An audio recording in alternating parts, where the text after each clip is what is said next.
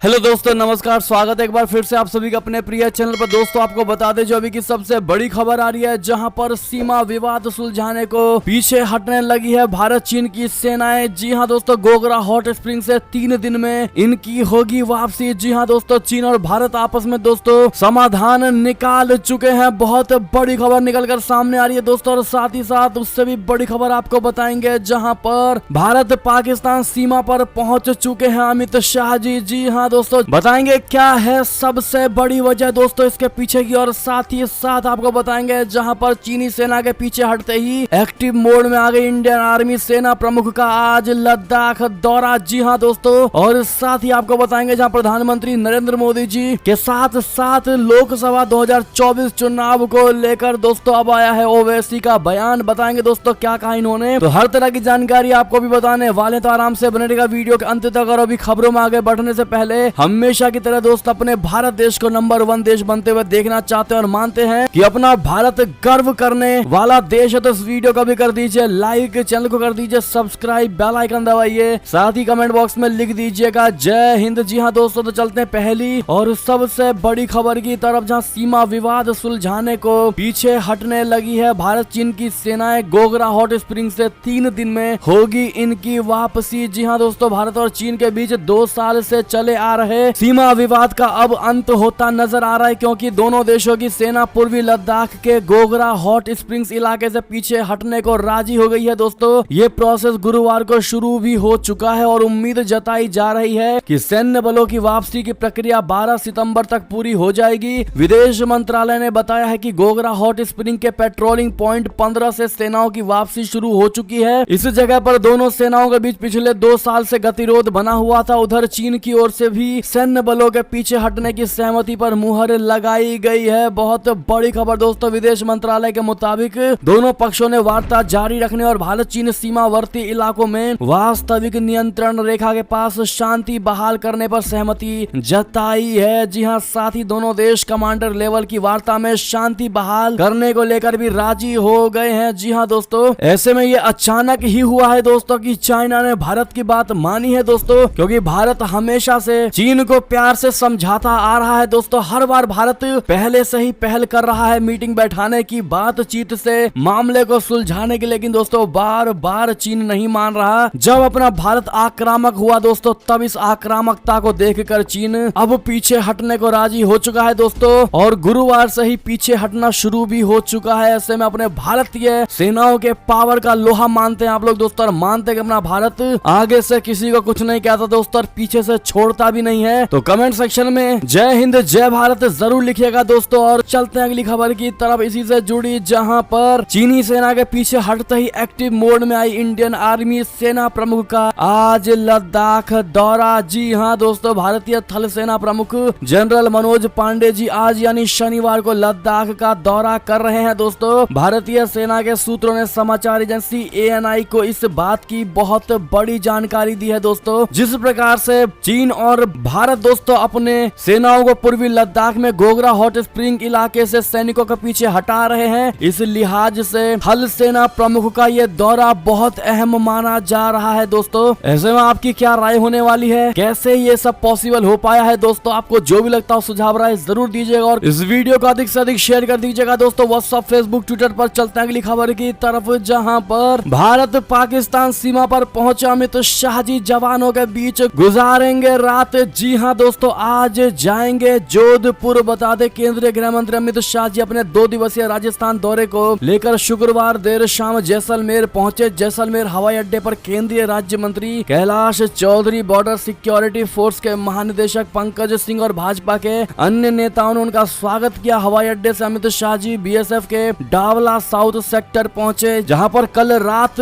दोस्तों वो वहीं पर रुके। जी हाँ, मीडिया रिपोर्ट्स के अनुसार शनिवार सुबह 9 बजे अमित शाह जी हेलीकॉप्टर से तनोट माता मंदिर के लिए रवाना हो रहे हैं। मंदिर में पूजा अर्चना के बाद वो यहां पर्यटन विकास केंद्र का भूमि पूजन करेंगे और अन्य कार्यक्रमों में भी हिस्सा लेंगे दोस्तों। कार्यक्रमों में शामिल होने के बाद हेलीकॉप्टर से जैसलमेर एयरफोर्स स्टेशन पहुंचेंगे। बता दें कि जैसलमेर में भारत पाकिस्तान की सीमा पर बने तनोट माता मंदिर को पर्यटन के रूप में विकसित किया जा रहा है। जी हाँ दोस्तों, इसके लिए पर्यटन मंत्रालय, राजस्थान पर्यटन विभाग और BSF के अधिकारियों के बीच कई बैठकें के की गई थी, जिसके बाद तनोट कॉम्प्लेक्स को पर्यटक के रूप में विकसित को मंजूरी दे दी गई है। दोस्तों अगली खबर की बात करें, जहां पाकिस्तान को अमेरिका से नहीं मिल रही है कोई मदद। जी हां दोस्तों, बहुत बड़ी खबर, स्पेयर पार्ट्स बेच रहा है अमेरिका। जी हां दोस्तों, ये खबर उन सभी लोगों के लिए जिन्होंने पाकिस्तान को अमेरिका मदद कर रहा है। दोस्तों कह रहे थे, आपको बता दे, दरअसल अमेरिकी राष्ट्रपति जो बाइडेन ने पूर्व राष्ट्रपति डोनाल्ड ट्रंप के फैसले को पलटते हुए पाकिस्तान को F-16 लड़ाकू विमान के बेड़े के रखरखाव के लिए 45 करोड़ डॉलर की वित्तीय सहायता को मंजूरी दी है। इस खबर पर भारत के ऐतराज के बाद अमेरिकी राजनयिक ने जानकारी दी है कि पाकिस्तान के साथ मौजूदा F-16 बेड़े के लिए स्पेयर पार्ट्स की बिक्री की गई है, न कि अमेरिकी सरकार ने कोई सहायता हेल्प किया है। जी हाँ दोस्तों, दक्षिण एशिया और मध्य एशियाई मामलों के अमेरिकी सहायक विदेश मंत्री डोनाल्ड लू ने बताया है कि जब कोई रक्षा उपकरण सौदा होता है तो उसमें आने वाली खराबी को ठीक करने और स्पेयर पार्ट्स मुहैया कराने की जिम्मेदारी अमेरिकी सरकार की विश्वव्यापी नीति का हिस्सा होती है। दोस्तों उन्होंने कहा कि अमेरिका ने F-16 बेड़े के लिए स्पेयर पार्ट्स को बेचा है, ना कि पाकिस्तान की कोई सहायता की है। जी हाँ दोस्तों, बहुत बड़ी जानकारी दोस्तों अमेरिका ने पाकिस्तान पर दी है। आप सभी को बता दें दोस्तों, अमेरिका ठीक उसी प्रकार से स्पेयर पार्ट्स को बेच रहा है पाकिस्तान को। दोस्तों जिस प्रकार से अगर किसी कंपनी का कार खरीदते हैं दोस्तों, गाड़ी खरीदते हैं, तो सर्विस के समय जो चार्जेस लगते हैं दोस्तों वो देना ही पड़ता है, और यही स्थिति पाकिस्तान और अमेरिका के बीच होती नजर आ रही है। दोस्तों ऐसे में अमेरिका का साफ कहना है कि उसने किसी भी प्रकार की कोई भी मदद पाकिस्तान की नहीं की है। आप लोगों को क्या लगता है दोस्तों? आप लोग अपनी राय कमेंट में लिखकर अवश्य बताइएगा और वीडियो लाइक करना मत भूलिएगा। चलते हैं एक और बड़ी खबर की तरफ, जहां पर लौटा दो हमारा कोहिनूर हीरा। जी हां, क्वीन एलिजाबेथ द्वितीय की मौत के बाद ट्विटर पर भारतीय लोग उठा रहे हैं मांग। जी हां दोस्तों, ब्रिटेन की महारानी एलिजाबेथ द्वितीय की मौत हो चुकी है। इसके साथ ही ट्विटर पर भारतीयों ने एक मांग शुरू कर दी है। इसमें ब्रिटेन से भारत का कोहिनूर हीरा लौटाने की बात कही जा रही है। दोस्तों 105.6 कैरेट का ये हीरा ब्रिटिश सम्राट के क्राउन में 1937 से लगा हुआ है। मरते दम तक क्वीन इस क्राउन को पहनती रही। दोस्तों बताया ये जा रहा है कि अब इस आइकॉनिक क्राउन को क्वीन कैमिला को सौंप दिया जाएगा। जी हां दोस्तों, वहीं ट्विटर यूजर्स कोहिनूर को लेकर मांग शुरू कर दी है। एक यूजर ने लिखा है कि क्वीन उपनिवेशवाद की सक्रिय भागीदार थी, ये इस बात का प्रतीक होगा कि क्वीन एलिजाबेथ अब नहीं रही। तो वहीं एक अन्य यूजर धूम 2 फिल्म का एक सीन पोस्ट किया है। इसमें ऋतिक रोशन का किरदार चलती ट्रेन से हीरा चुरा रहा है। दोस्तों यूजर ने लिखा है कि ऋतिक रोशन अब हमारे देश के हीरा मोती को ढूंढने की यात्रा पर निकल पड़े हैं। अब वो इसे ब्रिटिश म्यूजियम से भारत वापस लेकर आएंगे। जी हाँ दोस्तों, यानी कि ट्विटर पर दोस्तों पूरे भारतीयों ने मिलकर कोहिनूर वापस लाओ, कोहिनूर हमारा लौटाओ ट्रेंड पर कर दिया है। दोस्तों ऐसे में आप क्या कहना चाहेंगे कोहिनूर हीरा को लेकर? दोस्तों बताइएगा जरूर। अगली खबर की बात करें, जहां पर प्रशांत महासागर में चीन की बहुत बड़ी चाल, तो देखिए इस देश के द्वीप पर मिनी स्टेट बसाने के लिए दी थी घूस। जी हाँ दोस्तों, दक्षिण चीन सागर में कृत्रिम यानी आर्टिफिशियल द्वीप बसाकर विस्तारवाद को बढ़ावा दे रहे चीन की नजर अब प्रशांत महासागर पर है। इसके लिए चीन अपने नागरिकों का भी इस्तेमाल कर रहा है। दोस्तों अमेरिका ने हाल में ही खुलासा किया है कि चीन के एक जोड़े ने प्रशांत महासागर के मार्शल द्वीप समूह पर एक मिनी स्टेट स्थापित करने की साजिश रची। इसके लिए मार्शल आइलैंड्स के अधिकारियों को चीनी जोड़े ने रिश्वत भी दी थी। चीनी पति पत्नी के इस जोड़े ने सांसदों को एक दूर दराज के इलाके में स्थित प्रवाल द्वीप पर अर्ध स्वायत्त क्षेत्र स्थापित करने के लिए मनाने की कोशिश की थी। इस तरह के क्षेत्र की स्थापना से चीन का मकसद प्रशांत महासागर में अपनी पहुंच का विस्तार करना था। मार्शल आइलैंड्स लंबे समय तक अमेरिका के अधीन रहा है। अमेरिका ने इस आइलैंड्स पर 1946-58 के बीच कई बार परमाणु परीक्षण किया था। जी हाँ दोस्तों, एक और खबर की बात करें, जहां यूक्रेन ने रशिया को दिया बड़ा जवाब, लेकिन लड़ाई लंबी खिंचती दिखाई दे रही है। दोस्तों अमेरिकी विदेश मंत्री एंटनी ब्लिंकन और नाटो के प्रमुख ने शुक्रवार को कहा कि यूक्रेन के सशस्त्र बलों ने दक्षिणी और पूर्वी यूक्रेन में रूसी बलों के खिलाफ अपने जवाबी हमले में महत्वपूर्ण शुरुआती बढ़त हासिल की है, लेकिन लड़ाई महीनों तक खिंचती दिखाई दे रही है। दोस्तों ब्लिंकन बृहस्पतिवार को कीव की यात्रा के बाद 29 अमेरिकी सहयोगियों को जानकारी देने के लिए नाटो मुख्यालय में थे। उन्होंने कहा कि यूक्रेन में 6 महीने का युद्ध एक महत्वपूर्ण दौर में प्रवेश कर रहा है और उन्होंने संघर्षरत देश के पश्चिमी समर्थकों से आने वाले महीनों और सर्दियों में भी अपना समर्थन बनाए रखने का आग्रह किया है। दोस्तों ब्लिंकन ने स्थानीय बलों द्वारा दक्षिणी यूक्रेन और पूर्वी डोनबास क्षेत्र में हालिया दबाव का जिक्र करते हुए कहा कि शुरुआती संकेत सकारात्मक है और हम देख रहे हैं कि यूक्रेन वास्तविक प्रगति कर रहा है। उन्होंने कहा लेकिन ये कुछ महत्वपूर्ण अवधि के लिए जारी रहने की संभावना है। जी हाँ दोस्तों, अगली खबर की बात करें जहां सऊदी अरब में नया मिलिट्री बेस खोलेगा अमेरिका। ईरान के हमले के डर से एकजुट हुए दोनों देश। जी हाँ दोस्तों, अमेरिका ने सऊदी अरब में नई मिलिट्री बेस खोलने का ऐलान कर दिया है। दोस्तों, ये मिलिट्री बेस एक टेस्टिंग फैसिलिटी के तौर पर काम करेगा जहां अमेरिकी सेना तैनात होगी और इस फैसिलिटी में एंटी ड्रोन तकनीक और integrated air and missile defence system की टेस्टिंग की जाएगी। दोस्तों, अमेरिकी नौसेना की सेंट्रल कमांड या सेंटकॉम ने बताया है कि वो इस योजना पर लंबे समय से काम चल रहा था। सेंटकॉम मध्य पूर्व और ईरान के इलाकों में अमेरिकी सैन्य गतिविधियों का संचालन करती है। सऊदी अरब में खुलने वाले अमेरिका के मिलिट्री टेस्टिंग फैसिलिटी का नाम red sand integrated experimentation centre होगा। वो न्यू मैक्सिको में स्थित अमेरिका की व्हाइट सैंड्स मिसाइल रेंज की तरह ही विशाल होगा। जी हाँ दोस्तों, अगली खबर की बात करें जहां चीनी नौसेना की ताकत से घबराया जापान विश्व युद्ध की पाबंदियों को तोड़ बनाएगा मिसाइल डिफेंस वॉरशिप। जी हाँ दोस्तों, जापान ने चीनी हमले के डर को देखते हुए मिसाइल डिफेंस वॉरशिप बनाने का ऐलान कर दिया है। ये वॉरशिप दुश्मन की दागी गई मिसाइलों को न सिर्फ ट्रैक करने में माहिर होंगे बल्कि जरूरत पड़ने पर मार भी गिराएंगे। दोस्तों, शुरुआती प्रस्ताव के अनुसार अभी तक ऐसी 2 वॉरशिप बनाने का प्रस्ताव पेश किया गया है। द्वितीय विश्व युद्ध के बाद ये पहला मौका होगा जब जापान इतने बड़े आकार के युद्ध पोतों को बनाएगा। दोस्तों, दरअसल अमेरिकी परमाणु हमले के बाद जापान ने अपनी सैन्य ताकत को सिर्फ रक्षात्मक तरीके से इस्तेमाल करने का फैसला किया था। जापान ने यह भी नियम बनाया था कि वे कभी भी परमाणु हथियारों को नहीं बनाएगा और न ही बड़े युद्ध पोतों का निर्माण करेगा। लेकिन चीन की बढ़ती आक्रामकता को देखते हुए जापान ने 20,000 टन से ज्यादा विस्थापन वाले युद्ध पोतों को बनाने का फैसला किया है। दोस्तों, क्या जापान ने ये बिल्कुल सही फैसला लिया है? दोस्तों, आप लोग क्या कहेंगे इस पर बताइएगा जरूर दोस्तों। और वीडियो जिन्होंने अभी तक लाइक नहीं किया प्लीज लाइक कर दीजिएगा। चलते हैं अगली खबर की तरफ जहां बाढ़ प्रभावित पाकिस्तान की यात्रा पर पहुंचे संयुक्त राष्ट्र महासचिव गुतारेस। जी हां दोस्तों, संयुक्त राष्ट्र के महासचिव एंटोनियो गुतारेस ने शुक्रवार को कहा है कि जलवायु परिवर्तन में बाढ़ प्रभावित पाकिस्तान की भूमिका बहुत कम है, लेकिन वो उसके दुष्परिणामों से सबसे अधिक प्रभावित देशों में से एक है। उन्होंने कहा कि ऐसी आपदाओं की मार उन देशों पर पड़नी चाहिए जो जलवायु परिवर्तन के लिए जिम्मेदार है। महासचिव ने यहाँ प्रधानमंत्री शहबाज शरीफ के साथ राष्ट्रीय बाढ़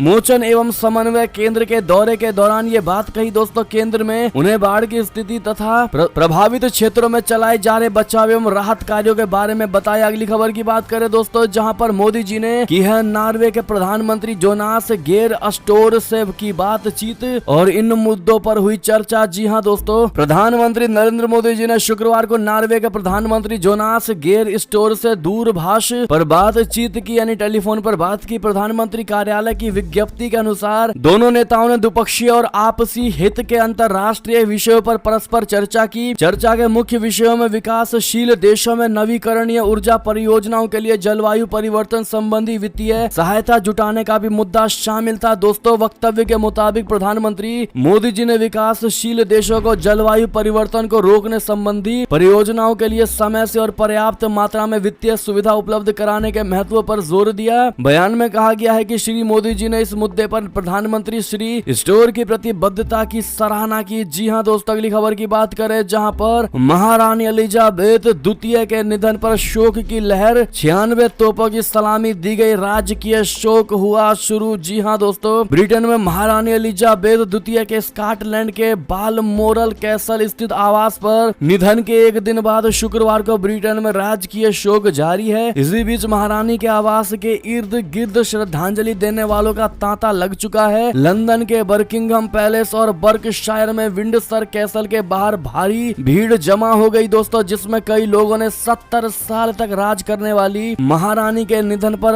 अश्रुपूरित क्षेत्रों से श्रद्धांजलि दी। महारानी एलिजाबेथ द्वितीय का 96 साल की उम्र में परसों निधन हो गया था। जी हां दोस्तों, अगली खबर की बात करें जहां पर यूएई की कंपनी अफगानिस्तान के हवाई अड्डों पर उड़ान सेवाओं का संचालन करेगी। जी हां, तालिबान ने बहुत बड़ी जानकारी दी है। बता दें, तालिबान और अबू धाबी स्थित कंपनी GAAC सॉल्यूशंस ने बृहस्पतिवार को अमीराती कंपनी के लिए उड़ान सेवाएं प्रदान करने और अफगानिस्तान में प्रमुख हवाई अड्डों पर उतरने और उड़ान भरने वाले विमानों का प्रबंधन करने के लिए एक अनुबंध पर हस्ताक्षर किया। तालिबान ने कहा है कि उड़ान मार्गदर्शन सेवा समझौते के तहत देश के 3 प्रमुख हवाई अड्डों पर सुविधाएं उपलब्ध कराना और अफगान कर्मचारियों को प्रशिक्षण देना शामिल होगा। समझौते में काबुल, हेरात और दक्षिणी अफगानिस्तान के कंधार में स्थित हवाई अड्डे शामिल हैं। कंधार अमेरिका और नाटो यानी उत्तर अटलांटिक संधि संगठन बलों के साथ 20 साल के युद्ध के दौरान तालिबान का गढ़ था। अगली खबर की बात करें दोस्तों, जहां पर भारत की ट्रांजिट सुविधा की पेशकश से बांग्लादेश के व्यापारियों में बहुत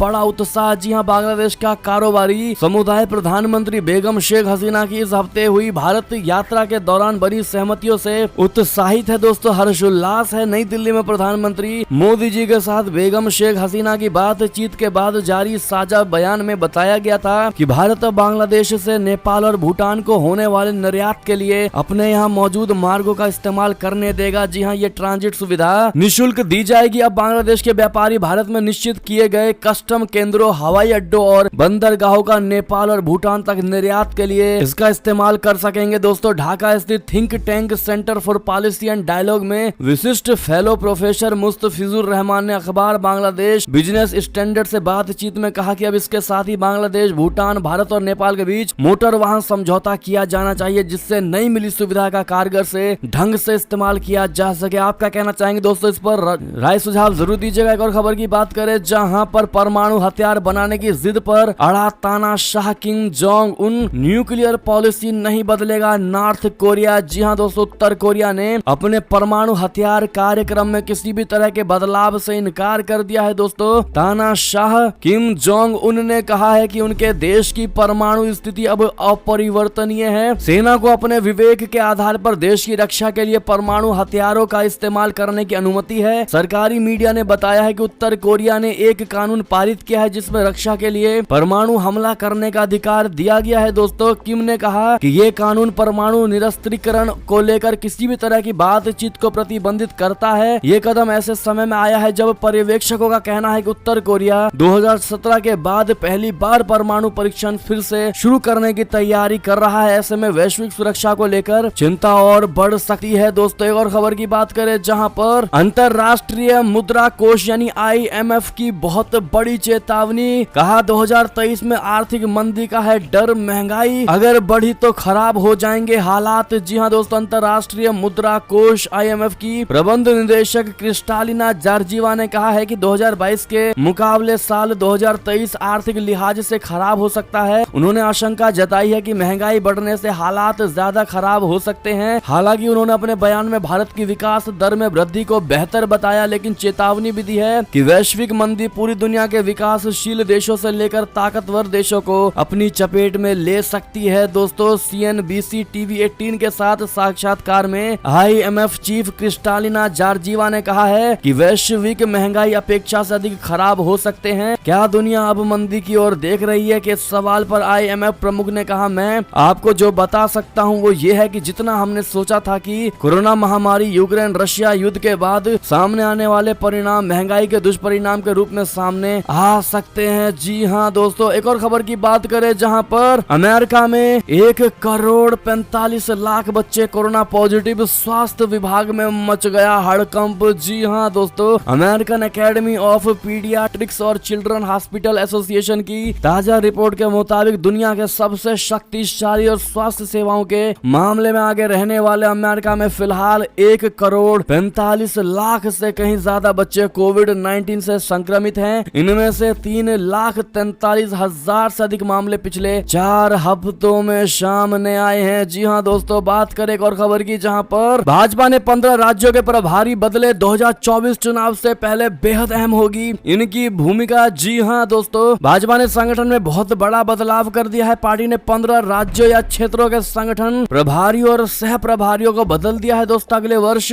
विधानसभा चुनाव में जाने वाले राज्यों मध्य प्रदेश में P मुरलीधर राव, राजस्थान में अरुण सिंह और तेलंगाना में तरुण चुग को संगठन प्रभारी बनाया है। जी हां, छत्तीसगढ़ में ओम माथुर को प्रभारी पद की जिम्मेदारी दी गई है। जी हां दोस्तों, नीतीश कुमार से तालमेल गड़बड़ाने के बाद बिहार में सत्ता गंवाने वाले राज्य में विनोद तावड़े को भी प्रभारी बनाया गया है। जी हां दोस्तों, ऐसे में जो सबसे बड़ी खबर आ रही है, जहां पर ओवैसी का 2024 लोकसभा चुनाव को लेकर भारतीय जनता पार्टी और मोदी जी पर बहुत बड़ा निशाना साधा है। दोस्तों, कहा मोदी जी से 1 to 1 जीतना मुश्किल है 2024 के लिए ओवैसी ने की है खिचड़ी हुकूमत की वकालत। बता दे ऑल इंडिया मजलिस इत्तेहादुल मुस्लिमीन यानी AIMIM प्रमुख असदुद्दीन ओवैसी ने केंद्र की नरेंद्र मोदी जी सरकार को हटाकर देश में खिचड़ी हुकूमत की वकालत की है। ओवैसी ने कहा है कि लोकसभा चुनाव 2024 में नरेंद्र मोदी जी से 1-1 मुकाबला करके हराना मुश्किल है, इससे सीधे बीजेपी को ही फायदा होगा। मोदी के चेहरे के पीछे छिपकर उसके सारे उम्मीदवार जीत जाते हैं, इसके लिए सभी का एक साथ आना होगा क्योंकि बीजेपी के चुनाव मैदान में उतरने का तरीका ही अलग है। बीजेपी से मुकाबले के लिए हमें लोकसभा की सभी 540 सीटों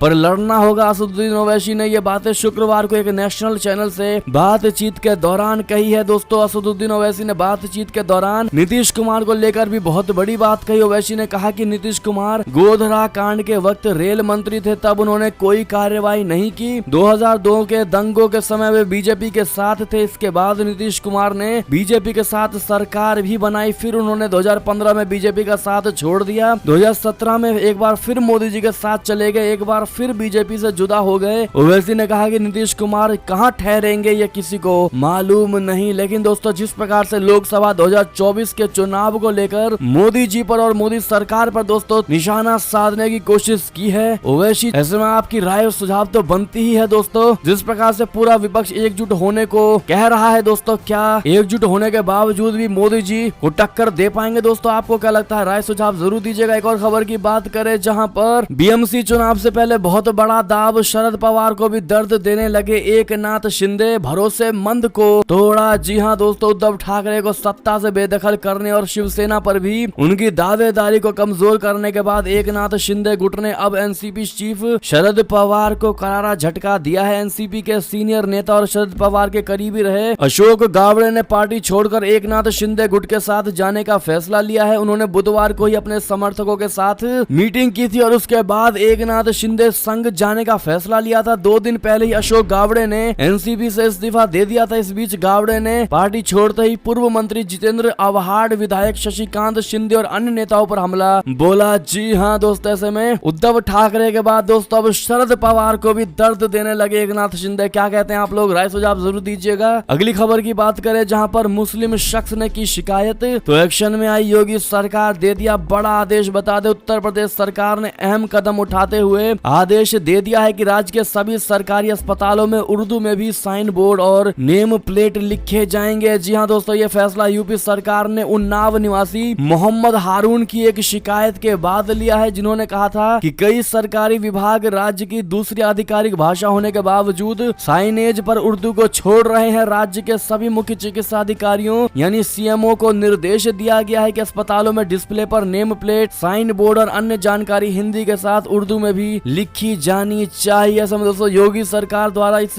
फैसले का क्या आप समर्थन करेंगे? दोस्तों, क्या ये सही फैसला लिया गया है? अपनी राय जरूर दीजिएगा। अगली खबर की बात करें जहां पर पेट्रोल डीजल की कीमत पर निर्मला सीतारमण ने किया बहुत बड़ा ऐलान, सुनकर झूम उठेंगे आप। जी हाँ, कच्चे तेल के कम होते दाम के बीच भी पेट्रोल डीजल के दाम पुराने स्तर पर ही कायम है। तेल के दाम से लोगों को राहत देने के लिए बीते दिनों वित्त मंत्री निर्मला सीतारमण ने कहा था कि सरकार अब हर 15 दिन में कच्चा तेल, डीजल, पेट्रोल एवं विमान ईंधन पर लगाए गए नए टैक्स की समीक्षा करेगी। अंतर्राष्ट्रीय दाम को ध्यान में रखते हुए करों की समीक्षा हर पखवाड़े की जाएगी। तत्पश्चात बीते दिनों केंद्र सरकार ने डीजल और विमानन ईंधन पर विंडफॉल प्रॉफिट टैक्स बढ़ाने का निर्णय लिया था। इसके अतिरिक्त सरकार ने घरेलू क्रूड ऑयल पर भी टैक्स बढ़ाने का फैसला लिया था। इस परिवर्तन को 1 सितंबर से लागू भी कर दिया गया है। ये फैसला सरकार की ओर से क्रूड के बेलगाम होते दाम के बीच लिया गया था। दोस्तों, हालांकि फिलहाल क्रूड 7 महीने के निचले स्तर पर चल रहा है। उन्होंने ये भी कहा कि हम निर्यात को हतोत्साहित नहीं करना चाहते, किंतु घरेलू स्तर पर उपलब्धता बढ़ाना चाहते हैं। एक और खबर की बात करें जहां पर राहुल गांधी की 42,000 की टी शर्ट पर भारतीय जनता पार्टी ने कसा तंज, लिखा भारत देखो। जी हाँ दोस्तों, भारत जोड़ो यात्रा पर निकले कांग्रेसी सांसद राहुल गांधी अपने पहनावे को लेकर भाजपा के निशाने पर आ गए हैं। दोस्तों, इस यात्रा के दौरान पहनी गई राहुल गांधी की टी शर्ट को फोटो ट्वीट करते हुए भाजपा ने तंज किया है। भाजपा के ट्विटर हैंडल से किए गए ट्वीट में राहुल गांधी की इस टी शर्ट की कीमत 41,257 रुपए बताई गई है। आपको बता दें कि कांग्रेस सांसद इन दिनों भारत जोड़ो यात्रा पर है और इस यात्रा की शुरुआत तमिलनाडु के कन्याकुमारी से हुई है। दोस्तों, ऐसे में जो दोस्तों एक टी शर्ट 42 हजार रुपए की पहनते हो दोस्तों, वो देश के नागरिकों को और देश के गरीब लोगों को और उनके दर्द को आखिर कैसे समझ पाएंगे? क्या लगता है दोस्तों आपको? जवाब जरूर दीजिएगा इस पर। और ऐसे में ये थी अब तक की सारी बड़ी खबरें। दोस्तों आपको हमारी खबर कैसी लगी? आशा करता हूँ बहुत अच्छी लगी होगी। दोस्तों अगर थोड़ी भी अच्छी लगी है तो इस वीडियो को अभी अपने भाई बंधुओं में व्हाट्सएप, फेसबुक, ट्विटर के जरिए पूरे भारत में शेयर करना बिल्कुल मत भूलिएगा दोस्तों। और अभी कर दीजिए इस वीडियो को लाइक, चैनल को कर दीजिए सब्सक्राइब, बेल आइकन दबाइए, साथ ही कमेंट बॉक्स में लिख दीजिएगा जय हिंद जय भारत। तो मिलते हैं आपसे अगली बड़ी खबर में दोस्तों। तब तक अपना ख्याल रखिएगा। आप सभी का बहुत बहुत धन्यवाद साथ देने के लिए, साथ बने रहने के लिए। जय हिंद जय भारत, जय श्री राम, वंदे मातरम, हर हर महादेव।